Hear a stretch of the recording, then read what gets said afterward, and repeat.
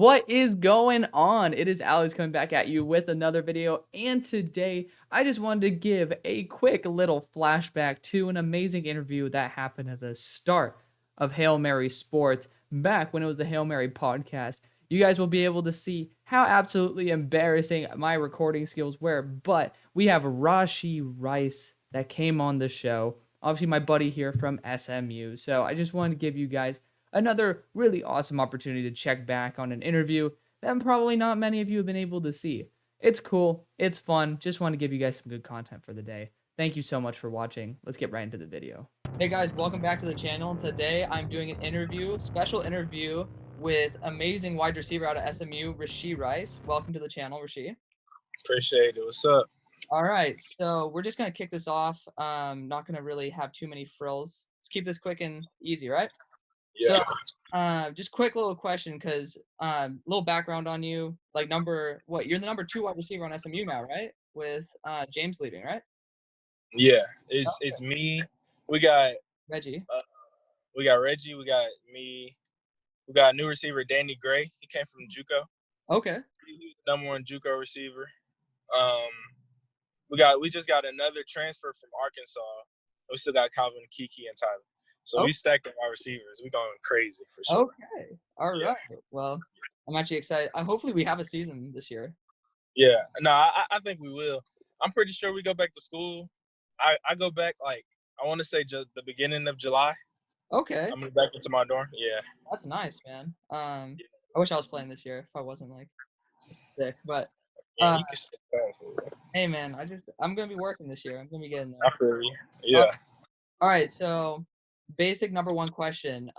What is unique about playing wide receiver versus other positions in college? Main thing about being a receiver for real that I'm really still working on is you have to, every play you run, you got to run full speed. Like just like really you can't run a route less than like maybe 5 yards. Like, I don't know a route less than 5 yards that you run. And each route had to be full speed. You cutting, you got to get back to the line of scrimmage, do the same thing over and over and over again.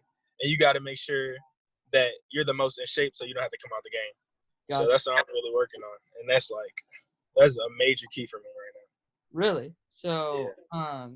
I didn't add this question in here, but since you brought it up, since we're in such a weird time right now, how are you keeping up with your physique and stuff with all the gyms closed? And then obviously you guys aren't doing full team practices. Yeah, we aren't. I really just, like, the receivers, like, if you're in Dallas, well, I'll just meet, like, I want to say Thursday, it was Shane, and we went to the park, and we just, we all meet up and run routes. Like, we're not going to let nothing stop us. Yeah. We still come back and be the best how we were. Oh, that's awesome, man. Tell me a little bit about Shane, because I know I do not like University of Texas at Austin, but glad he's now at SMU. But tell me about him as like a leader and stuff. I'm pretty sure he's going to the draft this year.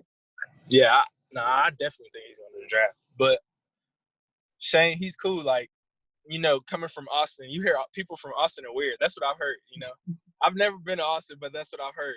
Okay. So he's coming from Austin. I'm like, okay, cool. He is UT. He got to be good. Mm-hmm. And I actually played him in high school. He went to Lamar, and I went to Richardson. And, like, he's just real chill. He's not like – the way he looks is not the way he acts. He's straight cool. Okay. Sure.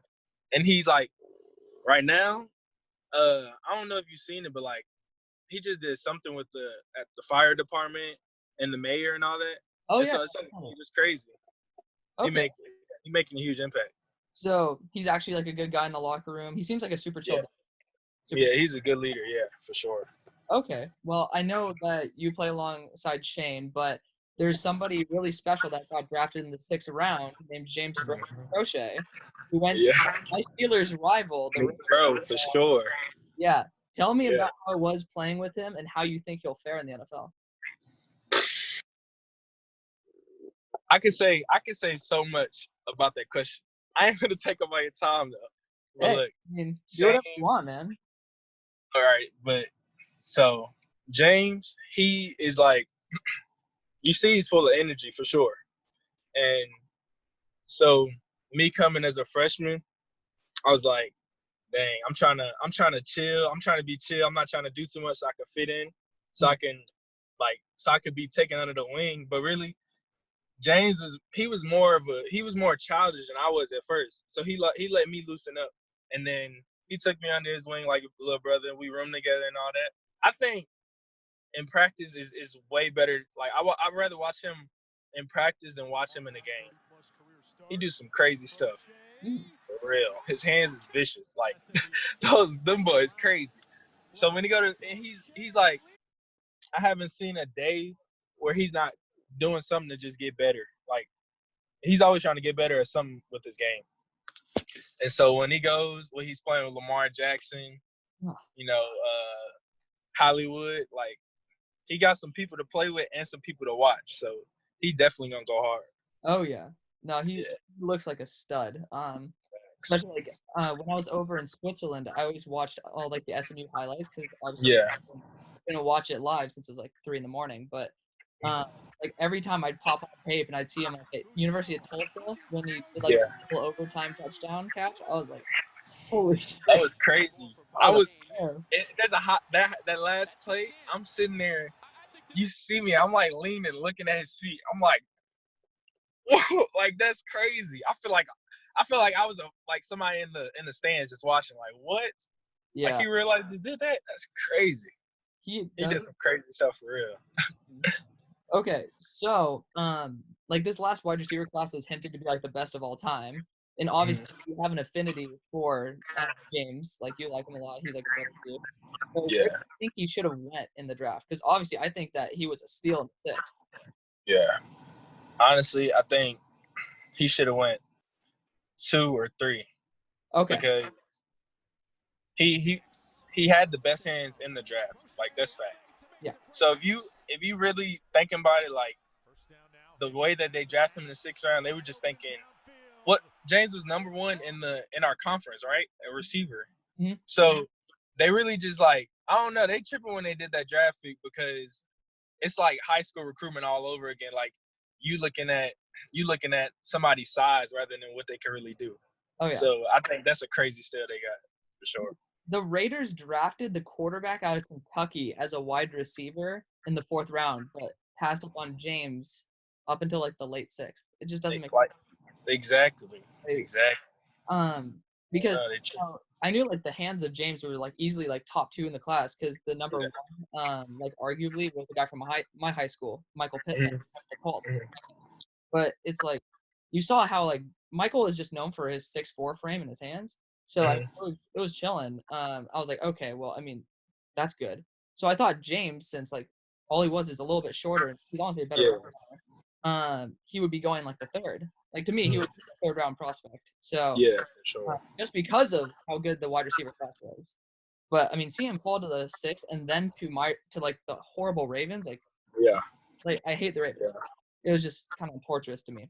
Okay. I mean, I don't hate the Ravens myself because I mean he got a running quarterback, but as soon as he scrambled, as soon as Lamar Jackson scrambled, he gonna look to his best receiver, the best receiver that can catch the ball, is gonna keep him safe. And I think it's a great move for him. I think it's a great move. I just hate it as a fan of the Steelers. It's just a little bit irritating, man. Yeah. Okay. Now we're going back to you. A little bit of a selfish question here, right? So do you see yourself in the NFL? And if so, what teams are like your favorite teams? What teams do you want to go to? I do see myself in the NFL, of course. I wouldn't be playing right now if I didn't see myself in the NFL. Like I would have been stopped. I wouldn't pick a team. I mean, if I could, you know what I mean? But let me think. Probably the Cowboys. You know, they pay. Okay. They paying the receiver, yeah. They do. They do pay. They do definitely pay. What, got a $100 million contract? Yeah. Yeah. But you could be coming up in like a tight wide receiver room with a Cooper and then CD Lamb. Like, think you can with CD? Yeah, I'm not. Okay. When it comes to like me like worrying about another receiver, I'm just going. If I see something he do better than me, I'm gonna work on what he's doing. Like I'm gonna work on that. I'm just gonna keep trying to improve so I can be better. I'm not just gonna like shut down and be like, oh dang, I can't never be that good because that's not gonna happen. Okay. I'm just Damn. All right. Well, I like the mentality. For sure. Yeah, dude. Okay. So, like, what is the hardest aspect? Because obviously, not like probably none of the people who are going to be watching what I'm doing actually play D1 wide receiver. So, what's the hardest part of it? What's the hardest part of being a D1 wide receiver? Hmm. What's the hardest part of being a wide receiver? I mean, I really don't know the hardest part, but I know the easiest thing to do. But every receiver does it, and we mess up on it. And we feel like we got the ball in our hand, and we look away, and it's gone. Like you dropped the ball. That's the worst feeling in the world, too. Oh, so wait, like, are you talking about like with the catch? Yes. Like say I ran a route, a stop route. I catch the ball, but I turn away before I like have the ball in possession to run. Like Mm, the ball, like you drop the ball. That's like you got to look the ball in and all that. yeah, That's got the worst. If you drop that, that's the worst.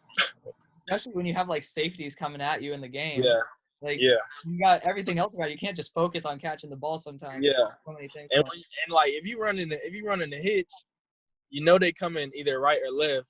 Mm. They coming straight down. You got to make a move to the right. You got to make a move to the left. Like, and you got to make sure you got that ball before they get the ball. You feel me? Oh yeah, Yeah, dude. One of my big everything moves like that, but yeah. at the same time, it's slow. It's crazy. But I mean, I wish I had that type of experience because it's like I hear about how fast the game moves as like Yeah, you're playing it, and it's kind of insane because you play like games like Madden and stuff, and all you do is just flick a yeah, little like joystick, and then you can like juke. yeah. It's not like that. Thanks. You have to like analyze everything. But Yeah. that that sounds cool. Like it's so much more complicated than I think a lot of people think. Yeah, it's complicated, but at the same time, it's a bunch of fun. If you're competitive, it's fun. So you're not too much thinking about him. It's hard. Like this is just hard. Nah, you having fun at the same time. Okay. And then eventually, if you can get paid having fun, you're gonna want to have fun getting paid. That's Exactly. it. Exactly. Yeah. Okay. Last question. Or actually, there's one more question after this. It's just like the Okay. actual like advice one. But this question before. What's your favorite route to run and why? My favorite route to run is a slant Mm, because you can work if they're inside.